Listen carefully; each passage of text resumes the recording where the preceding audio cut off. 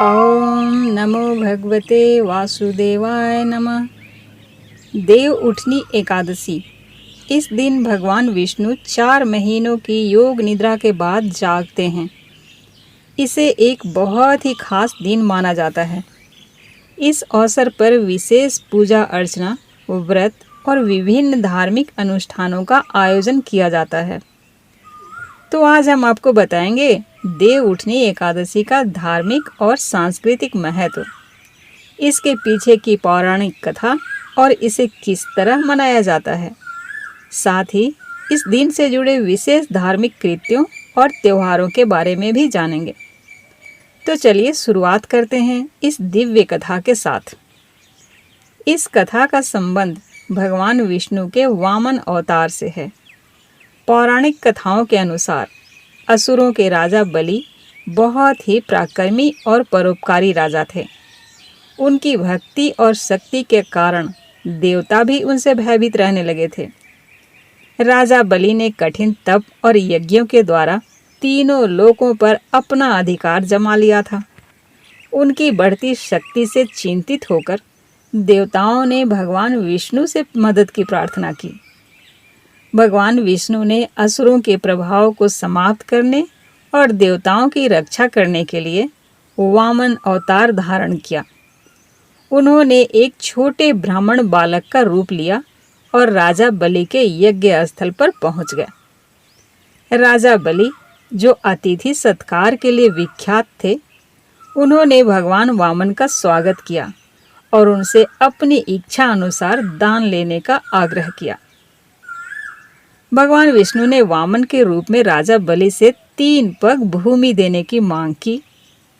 राजा बलि ने उनके छोटे से आकार को देखकर इस मांग को बहुत ही साधारण समझा। उन्होंने सोचा कि छोटे से ब्राह्मण बालक की 3 पग भूमि से उनकी शक्ति और संपत्ति पर कोई प्रभाव नहीं पड़ेगा। बिना किसी दुविधा के राजा बलि ने वचन दे दिया कि वे 3 पग भूमि देंगे।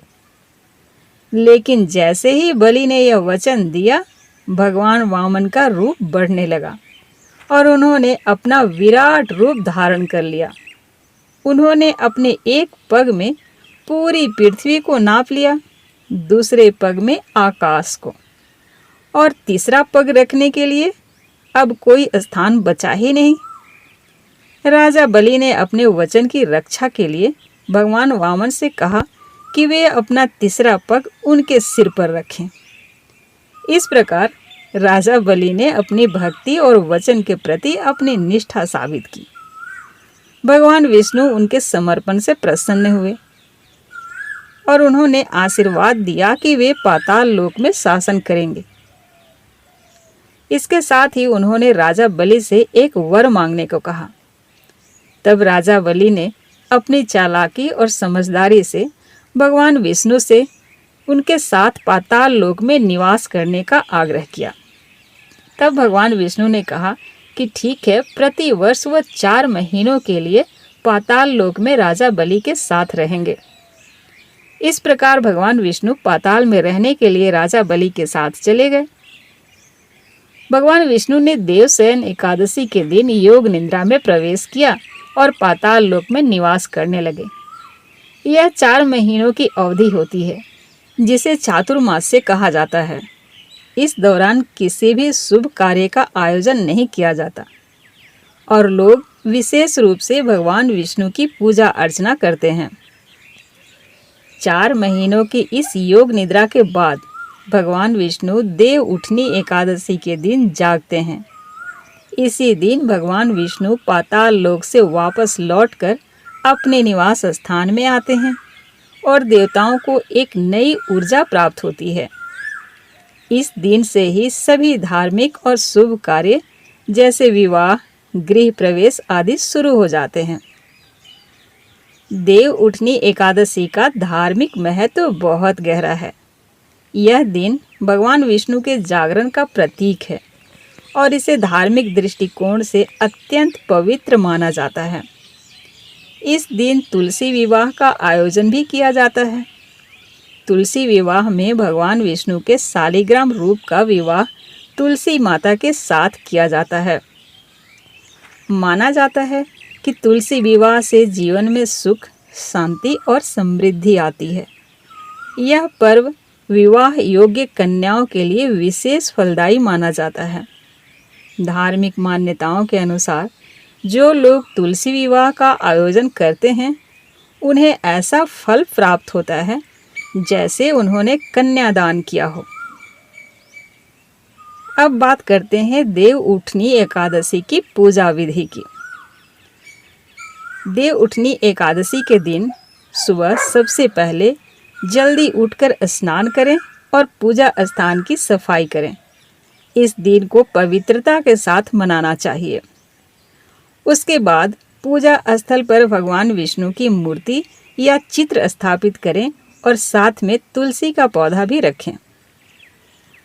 व्रत का संकल्प लें। भगवान विष्णु का ध्यान करते हुए व्रत का संकल्प लें और पूरे दिन उपवास रखें। इस व्रत में अन्न का सेवन नहीं किया जाता है, केवल फलाहार का सेवन किया जा सकता है। शाम को तुलसी माता का विवाह शालिग्राम भगवान के साथ करें। इसे एक छोटे विवाह समारोह की तरह मनाया जाता है, जिसमें तुलसी माता को दुल्हन की तरह सजाया जाता है। पूजा के बाद भगवान विष्णु के भजन और कीर्तन करें, रात्रि जागरण करें और भगवान का स्मरण करते रहें। देव उठनी एकादशी व्रत रखने से कई आध्यात्मिक लाभ होते हैं। ऐसा माना जाता है कि इस व्रत से पापों का नाश होता है और व्यक्ति को मोक्ष की प्राप्ति होती है। यह व्रत मानसिक शांति, शारीरिक स्वास्थ्य और समृद्धि की प्राप्ति में सहायक होता है। यह थी देव उठनी एकादशी की कथा, इसका पौराणिक महत्व, पूजा विधि और इस व्रत से मिलने वाले लाभ। यह पर्व भगवान विष्णु के आशीर्वाद प्राप्त करने का सुनहरा अवसर है, जिसमें व्रत, तुलसी विवाह और भक्ति का विशेष महत्व है। ओम नमो भगवते वासुदेवाय नमः। आप सभी को देव उठनी एकादशी की हार्दिक शुभकामनाएं।